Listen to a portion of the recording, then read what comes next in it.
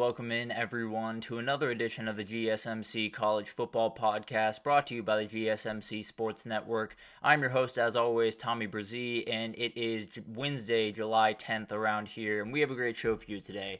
We're going to start talking a little bit about the hot seat, obviously getting up to the season. Want to break down some of the coaches that are under just a little bit of fire going into this season, how some of them are definitely going to be out of the job by the end of the season. I can almost promise you that. Then we'll get into Texas football. It feels like 2024 might just be a huge year for Texas. It might just be the biggest year in their history, and I'll break down why I think that and why it's going to be a really, really interesting year for the Longhorns. Then we'll continue into talking points around the Big Ten. We've bounced around a ton over the last couple of days, but we'll do one more today and then probably move on to the SEC, I think, tomorrow. Then we have a little bit of an SEC segment today. We're going to break down the biggest freshmen for the SEC contenders. We'll likely do this with all the Power 4 conferences over the next couple of days and break down some of the biggest players that are coming in as their first year. And then we'll do a Wednesday What If all around the Clemson Tigers. There are so many what ifs going into this season with Clemson, so I want to break down three that I think are super important to what they're going to be this upcoming season. But before we jump in, I do want to remind you all we get tons of questions and comments throughout the show, and the best way for you all to get your question on the screen, we can have a fun back and forth here, is to use the tip and donation link at the bottom of the screen, gsmcspodcast.net. It's a huge help not only to us here at the network, but to you all. You get to kind of have a fun, interactive experience here, and I think that's always fun for the both of us. Again, that's gsmcspodcast.net. But let's jump right in and let's start talking about the hot seat because we're getting up close to the season, and there's a couple of coaches that are going into the season with a lot on their shoulders, some for different reasons than others. I'll talk about Texas here in the second segment, but there are a couple of coaches that are walking into this pretty much coaching for their jobs. And it was an interesting article that Dennis Dodd put out over at CBS that kind of broke down all of the coaches across the country and how safe are they on this rating scale. And I kind of want to break that down for you to start here. And it's pretty simple. It's a 5-0 scale. 5 being the worst. If you don't win, essentially you're fired. 4, you got to start improving, got to start moving forward very quickly, or you could be finding the door.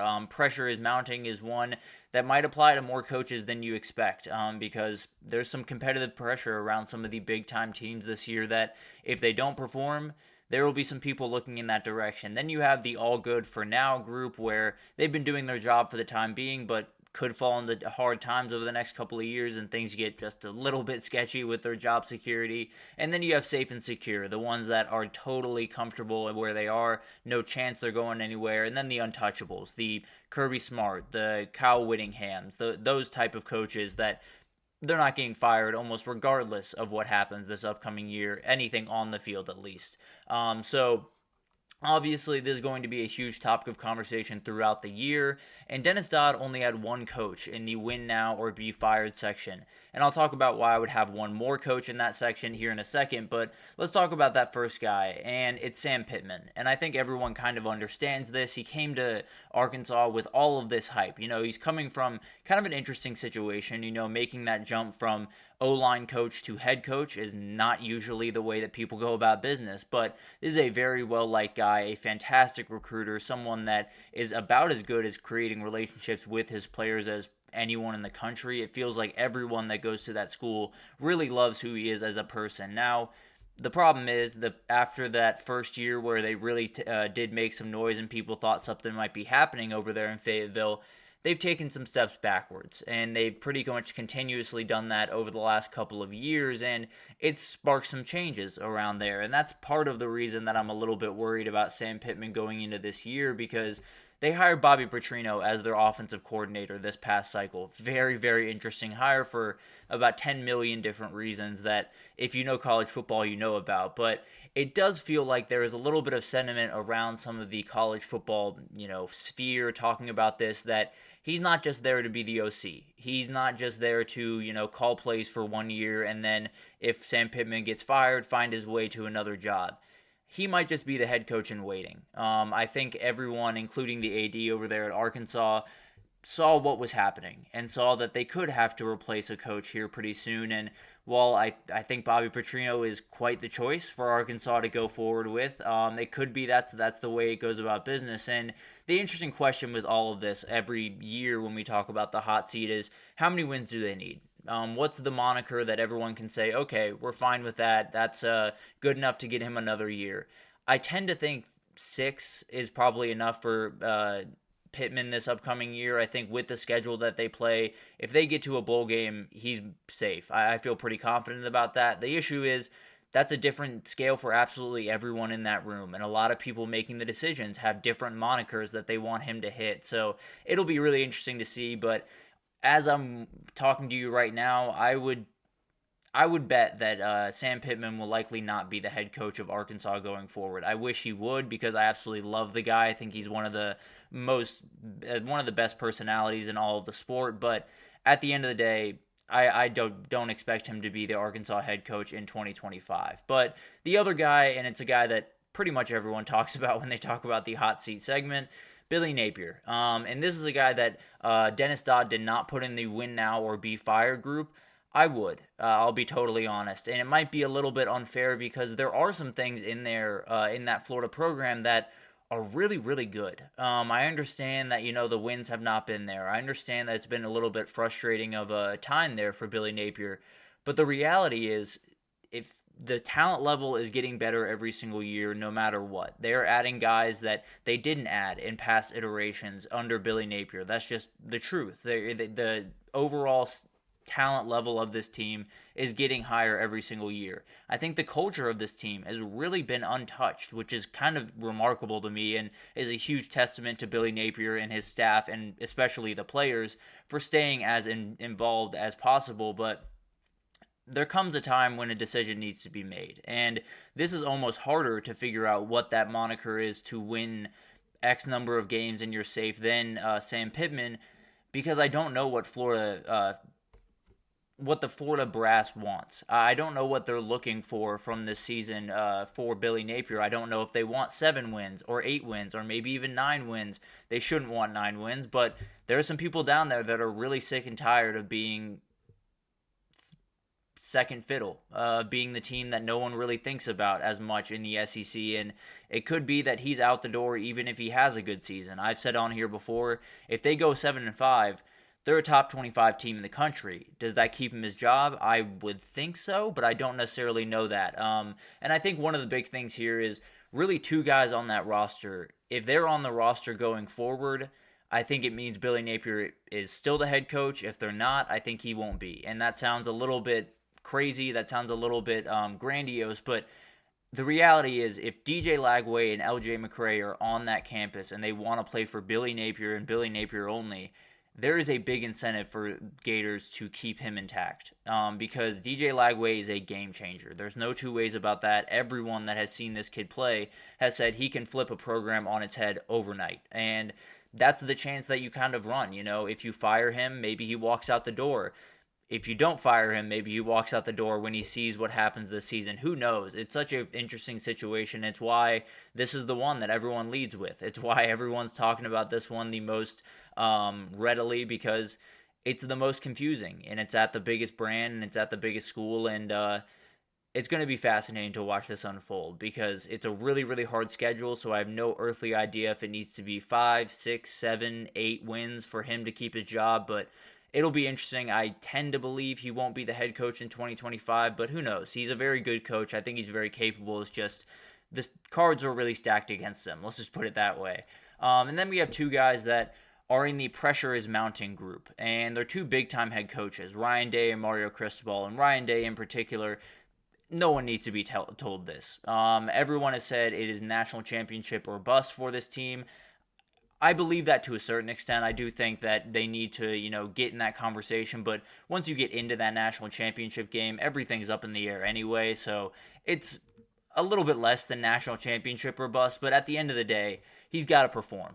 There's no two ways about that. I don't think he's necessarily gone unless they go 8-4 and lose to Michigan and miss the Big Ten championship and don't make the playoff. Then we're having a conversation. But I don't expect that to happen. I'll just be totally honest with you. I do think they're going to get to the Big Ten title at least. I do think they're going to get to the playoff at least, and I think he'll be fine for this year. But you got to beat Michigan. That's the big one here. If he doesn't beat Michigan, then there will be a lot of people kicking down the AD's door to make sure that he is not the head coach going forward. But overall, he will be the head coach in 2025. The question is, does he go into 2025 at the number 5 ranking of this list and not in the number 3 spot? So that'll be really interesting to watch. And then Mario Cristobal. Obviously, this is kind of an interesting one because since he's walked into Miami, everything has gotten better. The infrastructure has gotten a lot stronger. The NIL game, they're playing incredibly well. Recruiting is on a totally different level. The talent level at the positions that they need them to be is so much stronger. So everything is moving in the right direction.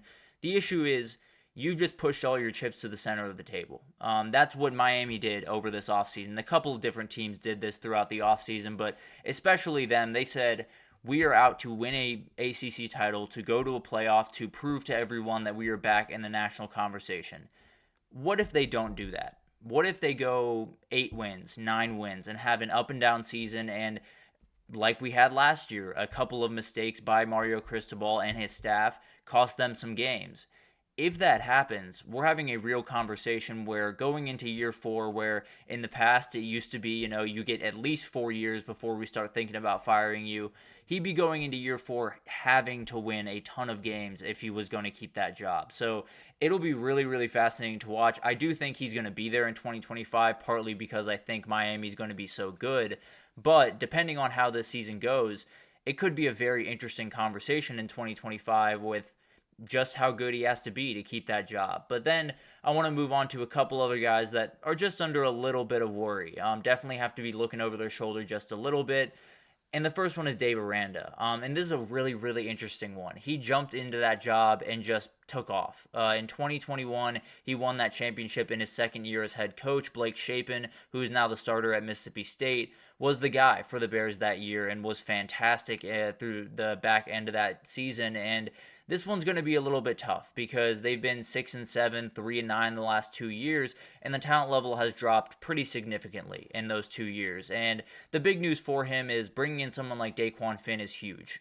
He opens a door that has not been opened at Baylor the last couple of years, which is you can hand the ball to him and just let him make a play. And that is something that when you have some of the offensive struggles that I expect Baylor to have at some points, having a guy like that is a game changer. So I do think that bringing him in is absolutely huge for him, and I do think that Dave Aranda is going to be able to keep his job throughout this year, but there's definitely a bottoming out perspective where if Daquan Finn goes down with an injury, God forbid, or if they just don't play as well as he expects to play, it could get really sketchy down there, and a tenure that started just incredibly well could come to a real crashing halt pretty quickly.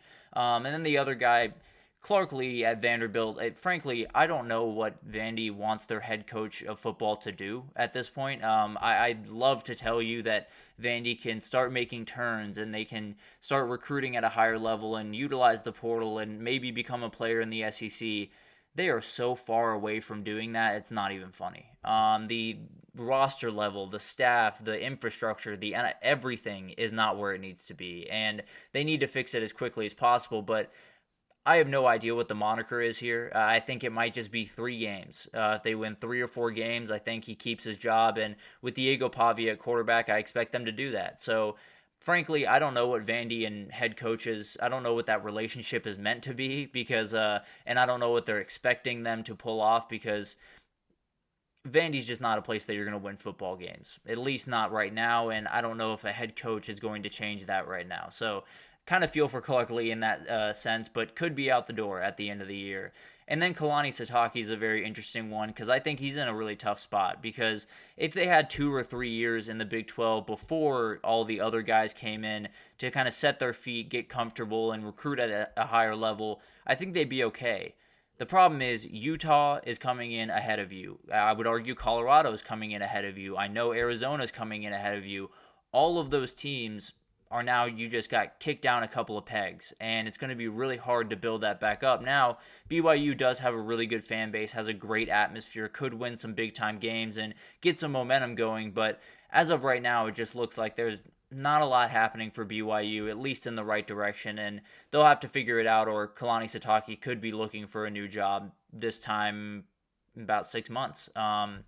But obviously, not the greatest of conversations. You always hate to see coaches get fired, but at the end of the day, it's the nature of the job. There's always going to be a couple of big-time firings, and I think if you're going to circle any of them, circle Fayetteville, Arkansas, and Gainesville, Florida, for the two that I tend to believe are going to go down this year and could be huge openings for whoever takes them. But we'll take our first break here, and when we come back, we're going to break down Texas. There's so much going into this year, and it might just be the most important year in Texas football history. So we'll break that down right after this, so stick with us.